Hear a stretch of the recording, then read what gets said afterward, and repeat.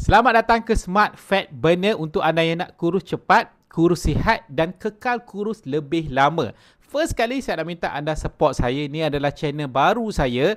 Anda boleh klik follow, komen dekat bawah Smart Fat Burner ataupun SFB, sebab dalam channel ni, akaun ni, saya akan share macam-macam benda, terutamanya pada dua golongan. Yang pertama, anda yang nak kurus, baru dapat hidayah nak kurus, ataupun memang dah dapat hidayah banyak kali tapi baru betul-betul nak buat kali ni. Yang kedua, anda yang memang pernah kurus tapi anda kembali balik gemuk ataupun lebih gemuk daripada sebelum tu.